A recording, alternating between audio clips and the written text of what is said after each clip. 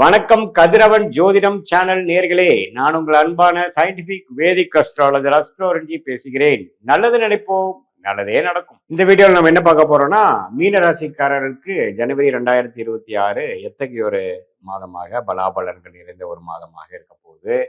2026 ஆண்டு பிறக்கும் பொழுது, ஜனவரி மாதம்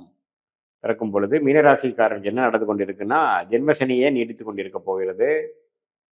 குரு 4ஆம் இடத்துல இருக்கிறார், ராகு 12ல இருக்கார், கேது 6ல இருக்கார்.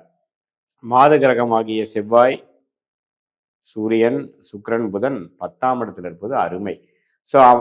ஆண்டு பிறக்கும் பொழுது என்னதான் ஜென்மசனியால் பாதிக்கப்பட்ட மீனராசிக்காரர்களாக இருந்தாலும் ராஜகிரகங்கள் 10ஆம் இடத்துக்கு இருக்கும் பொழுது தொழில் ரிலேட்டடா, வேலை ரிலேட்டடா அருமையான ஒரு அமைப்பு கொடுக்கக்கூடிய அமைப்பு இருக்கு. சில பேர்த்துக்கு நல்ல ப்ரொமோஷன் வரும்,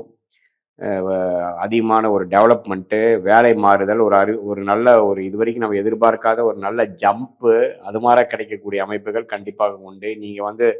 சில பேர்லாம் ட்ரை பண்ணிட்டு இருக்கிறவங்க, போன வருஷம் ஃபுல்லாக சில இதெல்லாம் பண்ணணுங்கிற பார்த்தீங்கன்னா, புதிய தொழில் முயற்சி, ஒரு அபிவிருத்தி, ஒரு டிவிஷன் போடுறது, ஒரு பிரான்ச் போடுறது, அல்லது ஃபர்ஸ்ட் டைம் வேலையை விட்டுட்டு பிஸ்னஸ் ஆரம்பிக்கிறது, அல்லது ஒர்க் பண்ணிகிட்டே சைடில் ஒன்று ஆரம்பிக்கிறது, இது மாதிரி எல்லா உத்தியோகங்கள், வேலை, தொழில், ஸ்டேட்டஸ்க்கு ஒரு அருமையான ஒரு டைமாக இருக்குது. ஸோ மீனராசிக்காரங்க இந்த மாதிரி ஜென்மசனியில் பாதிக்கப்பட்ட உத்திராட நட்சத்திரம், உத்திரட்டாதி நட்சத்திரம், ரேவதி நட்சத்திரம், அப்புறம் பார்த்தீங்கன்னா புரட்டாதி நட்சத்திரம், இந்த 3 நட்சத்திரத்தில் பிறந்த மீனராசிக்காரர்களுக்கு என்ன மாதிரி தசைகள் நடக்கும்னா, ஸ்டார்டிங்கில் குரு தசை இருக்கலாம், சனி திசை இருக்கலாம், புதன் திசை இருக்கலாம். இப்போ உங்களுக்கு 30, 40, 50 வயசு நடக்குதுன்னா சுக்கிரன், சூரியன், சந்திரன், செவ்வாய் தசைகள் போய்கொண்டு இருக்கும். ஸோ அந்த மாதிரி தசைகள் உங்களுடைய ஜாதகத்தில் எப்படி இருக்குது, அந்த கிரகங்கள், நீங்கள் எந்த லக்னத்தில் பிறந்தீங்க, அது யோகமான தசைகளாங்கிறதெல்லாம் ஒருங்கிணைத்து சேர்த்து வைத்து நம்ம சயின்டிஃபிக் வேதிக் அஸ்ட்ராலஜி முறையில் நம்ம கோச்சார அமைப்பும் சேர்த்து வைத்து பார்த்து, அதே மாதிரி உங்களுடைய ஜாதகத்தை அமைப்பும் சேர்த்து வைத்து பார்க்கும் பொழுது சயின்டிஃபிக் வேதிக் அஸ்ட்ராலஜி முறையில் துல்லியமான பலன்கள் எடுக்க முடியும். இப்போ கோச்சார அமைப்பு பாருங்கள், என்னதான் ஜென்மசனி நடந்தாலும் இது மாதிரி 10ஆம் வீட்டில் இது மாதிரி 4 கிரகம் சேர்ந்து குரு பார்வை பெறுவது அருமை. ஸோ அதே சமயத்தில் செகண்ட் ஹாஃப் ஆஃப் 2026 ஜனவரி பார்த்தீங்கன்னா, தை மாதத்துக்கு அப்புறம் இன்னுமே நல்ல ஒரு பெனிஃபிட், லாபங்கள், நீங்கள் செய்த தொழிலுக்கு வேணுங்கிற லாபங்களை பெறக்கூடிய அமைப்புகளாக ஜனவரி மாதம் கண்டிப்பாக உண்டு. ஸோ மாதமே பார்த்தீங்கன்னா ஒரு சில விஷயங்களை அச்சீவ்மெண்ட் பண்ணுற மாதிரியும், அடுத்த வரக்கூடிய காலம் 3rd and 4th வீக் அதுக்கு வேணுங்கிற பெனிஃபிட்ஸ் அடைகிற மாதிரியும் ஒரு நல்ல விஷயங்கள் இருக்குது. ஸோ இந்த டைமை தனுசு மீனராசிக்காரங்கள் கண்டிப்பாக நீங்கள் ஜென்மசனியால் பாதிக்கப்பட்டு இருக்கிறவங்க கண்டிப்பாக யூஸ் பண்ணிக்கணும். நல்ல இது மாதிரியான ஒரு அமைப்பு உண்மையில் நமக்கு கிடைக்காது. ஸோ இதுதான் மீனராசிக்காரர்களுக்கு இந்த ஜனவரி மாதம் அடுத்த வரக்கூடிய மாதத்துக்கு வேணுங்கிற சில விஷயத்துக்கு வேணுங்கிற ஃபவுண்டேஷனாக கொடுக்கக்கூடிய ஒரு அமைப்பு மீனராசிக்காரர்களுக்கு உண்டு. ஸோ அதனால் நல்ல ஒரு அமைப்புகள் காத்திருக்கக்கூடிய ஜனவரி மாதத்தை மாணவர்களாக இருந்தாலும் சரி, நடுத்தர வயதினராக இருந்தாலும் சரி, இளைய வயதினராக இருந்தாலும் சரி, சீனியர் சிட்டிசனாக இருந்தாலும் சரி, நல்ல உத்வேகமான ஒரு ப்ரொமோஷன், ஒரு ரெக்கக்னிஷன், ஒரு பெனிஃபிட்ஸ் அடையக்கூடிய அமைப்புகள் கட்டாயம் உண்டு. இடம், வீடு, வண்டி, வாகனம் மூலமாகவும் நல்ல பெனிஃபிட்ஸ் உண்டு. சொசைட்டியில் பேரும் புகழும் கிடைக்கக்கூடிய அமைப்புகள் இருக்கு நீங்கள் யூஸ் பண்ணிக்கணும். இது ஒரு பொதுவான பலனே தவிர, உங்களுடைய ஜென்ம ஜாதகத்தில் எது மாதிரி தசாபுக்திகள் போய் கொண்டிருக்குது, நீங்கள் என்ன லக்னத்தில் பிறந்தீங்க, அந்த தசைகள் இந்த லக்னத்துக்கு யோகமான தசைகளா அப்படிங்கிறதெல்லாம் நம்ம சேர்த்து வைத்து பார்க்கும் பொழுது எப்படி அடுத்த வரக்கூடிய 3 மாதம் இருக்குது, அடுத்து வரக்கூடிய 6 மாதம் எப்படி இருக்குது, லாங் டேர்ம் எப்படி இருக்குது, பெஸ்ட் இஸ் எட் டு கம்மா, உண்மையில் தான் நீங்கள் கேர்ஃபுல்லாக இருக்கணுமா, அல்லது உண்மையில் தான் ரொம்ப யோகமான அமைப்புகள் இருக்கா, எந்த நேரத்தில் எது செய்கிறது நல்லது, எப்போ மாறலாம், எப்போ மாறக்கூடாது, திருமண விஷயங்கள், குழந்தைகள் விஷயம், வேலை மாற்றம், தொழில் மாற்றம், படிப்பு, கடன் அடைதல், உடல் உபாதைகள் எப்போ சரியாகும், இது மாதிரி எல்லா வாழ்க்கைக்கு தேவையான இம்பார்ட்டண்டான விஷயங்கள் உங்களோட தசாபுக்திகள் என்ன ஆதிபத்தியம் போய்கொண்டிருக்கிறது, இப்போ கோச்சாரத்தில் நம்ம பேசின அமைப்புகள் எப்படி இருக்குங்கிறத ஒருங்கிணைத்து சயின்டிஃபிக் வேதிக் அஸ்ட்ராலஜி முறையில் நம்ம பார்க்கும் பொழுது துல்லியமான பலன்கள்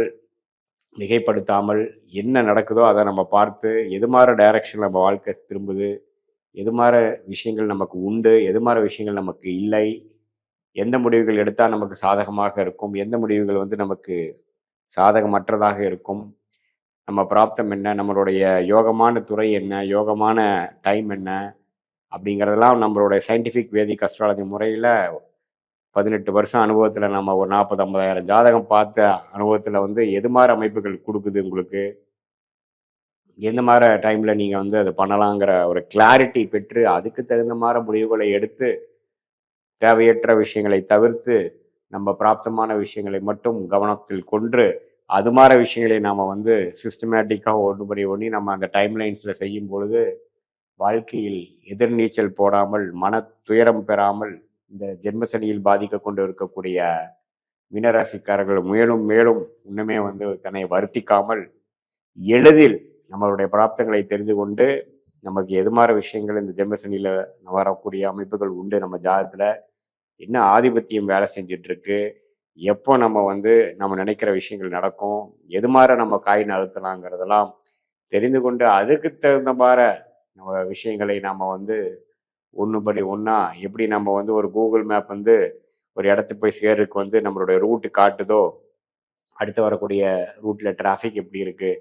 எது மாதிரி டைரக்ஷனில் போகணும், எப்போ கட் பண்ணணும், எது மாதிரி எவ்வளோ கிலோமீட்டர் ஆகும், எவ்வளோ டைம் ஆகுங்கிறதெல்லாம் காட்டுதோ, அது மாதிரி சயின்டிஃபிக் வேதிக் அஸ்ட்ராலஜியும் நம்மளுடைய வாழ்க்கை பயணத்துக்கு தேவையான கிளாரிட்டியை கொடுக்கக்கூடிய உங்களுடைய பாஸ்ட்டுக்கும் உங்களுக்கு சிங்க் ஆகுதா, இப்போ ப்ரெசண்ட்டும் இப்போ நம்ம பேசுகிற பலன் சிங்க் ஆகுதா,